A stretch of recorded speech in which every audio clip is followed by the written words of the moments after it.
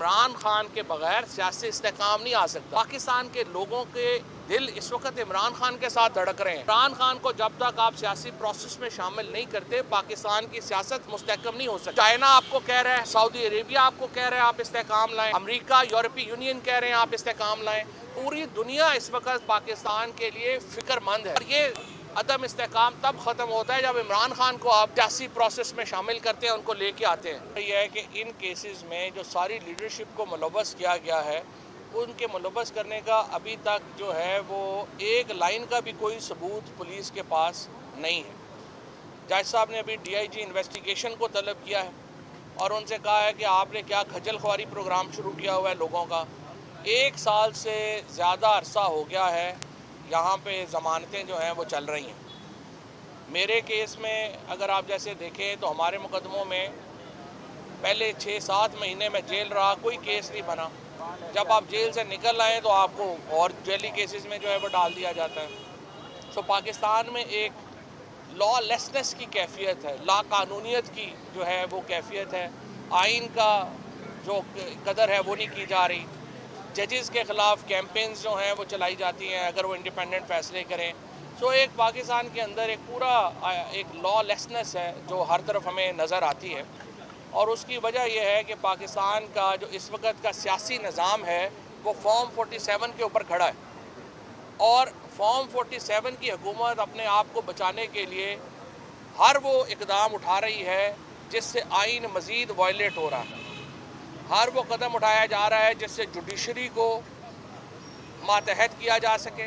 हर वो काम किया जा रहा है जिससे कोई इदारा ना बचे। आज जो हमारी इन्वेस्टिगेशन ब्रांच है, हमारी जो प्रोसिक्यूशन ब्रांच है, वो मुकम्मल तौर के ऊपर तबाह बर्बाद हो गई है।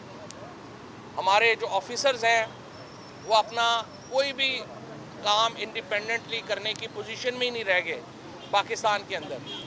तो जो रियासती ढांचा होता है वो इदारों के ऊपर खड़ा होता है।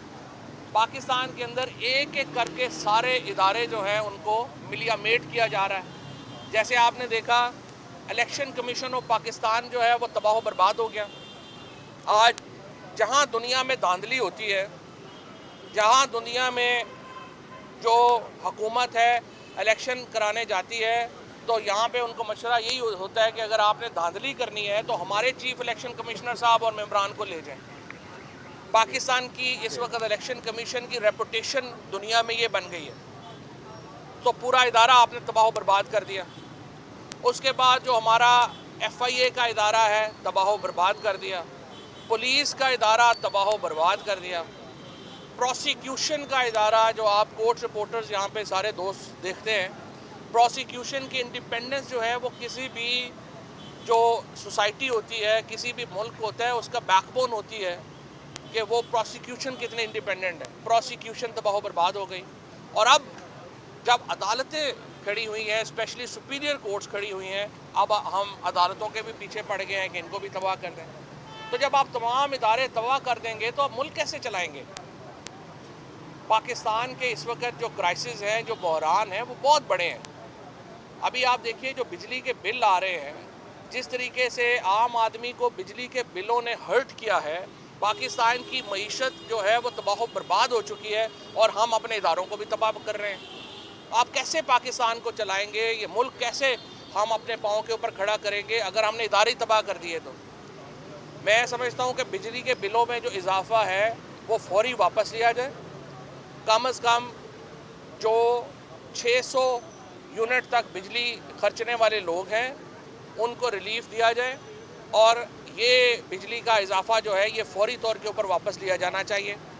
नई टैक्सेशन जिसके नतीजे में पाकिस्तान में ट्रेडर जो है उसकी कमर टूट गई है, रियल एस्टेट वाले जो हैं उनकी कमर टूट गई है।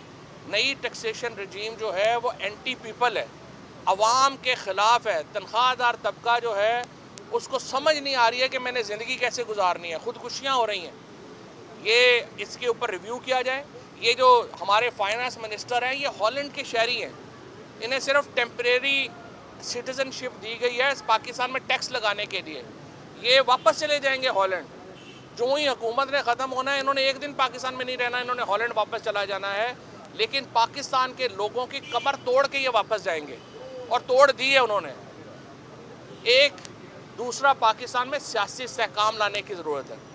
देखिए, पाकिस्तान के अंदर इमरान खान के बगैर सियासी इस्तेहकाम नहीं आ सकता। पाकिस्तान के लोगों के दिल इस वक्त इमरान खान के साथ धड़क रहे हैं, और इमरान खान को जब तक आप सियासी प्रोसेस में शामिल नहीं करते, पाकिस्तान की सियासत मुस्तहकम नहीं हो सकती। चाइना आपको कह रहा है कि आप इस्तेहकाम लाएं, सऊदी अरेबिया आपको कह रहा है आप इस्तेहकाम लाएं, अमेरिका, यूरोपीय यूनियन कह रहे हैं आप इस्तेहकाम लाएं। पूरी दुनिया इस वक्त पाकिस्तान के लिए फ़िक्रमंद है। पाकिस्तान के अंदर एक अदम इस्तेहकाम की जो कैफियत है, दुनिया उस पर परेशान है। और ये अदम इस्तेहकाम तब ख़त्म होता है जब इमरान खान को आप सियासी प्रोसेस में शामिल करते हैं, उनको लेके आते हैं। मेरे ख्याल में तलखियाँ कम करने की ज़रूरत है, बातचीत शुरू करने की ज़रूरत है, और जो अपोजिशन अलाइंस है, तहफ़्फ़ुज़ आईन पाकिस्तान, महमूद अचकज़ई साहब हैं, मौलाना फजलुर रहमान साहब हैं, इनसे मैं कहता हूँ कि आप एक बड़े अलाइंस की तैयारी करें, तहरीक इंसाफ इसमें शामिल हो, और एक ही हल है कि हम पाकिस्तान के अवाम के हकूक़ के लिए खड़े हो जाएं। इसके लिए अवाम के हकूक़ के लिए लड़ना ज़रूरी है। इस तरह हुकूमत से बातचीत का आगाज़ होना चाहिए, और जो इस्टेब्लिशमेंट है उससे बातचीत का आगाज़ होना चाहिए। ग्रैंड पॉलिटिकल डायलॉग ही पाकिस्तान का मुस्तकबिल है, वो जितनी जल्दी शुरू हो उतना पाकिस्तान के लिए अच्छा है। अदरवाइज़ ये जो अदम इस्तेहकाम है, ये पाकिस्तान के लिए ख़तरा बन चुका है। ये बताइएगा कि वो कौन है जो पूरी दुनिया की बात मानने को तैयार नहीं है? अभी आपने कहा कि पूरी दुनिया कह रही है कि आए डायलॉग की तरफ देखो ना, आएं। जब आप फॉर्म 47 जब आप फॉर्म 47 के ऊपर बैठे हुए हों और आपका सारा मुद्दा ये हो कि किसी तरीके से मैंने हुकूमत बचानी है, तो फिर आप और इंस्टेबिलिटी की तरफ जा रहे हैं। तो अभी मैं यही कह रहा हूँ कि हमें तलखियाँ बढ़ाने को तो बहुत बढ़ाई जा सकती हैं, बट तलखियाँ कम करने की ज़रूरत है। सीज फायर हो गया आपका चॉइस ऑफ पीटीए की क़यादत के साथ? अब खबरें इस तरह की आ रही हैं कि इमरान खान को मिलिट्री के हवाले करने का प्लान किया गया है, और आज मेरा ख्याल है मुकदमे की फैसला भी है। हाँ, जिना उसके मुकदमे का फैसला, इमरान खान को मेरा ख्याल है मिलिट्री के हवाले करने का, मिलिट्री से ज़्यादा जो तर्जमान पीटीआई है उनको शौक़ है। वो चाह रहे हैं कि किसी तरीके से लंबा काम हो जाए, कोई ऐसी बात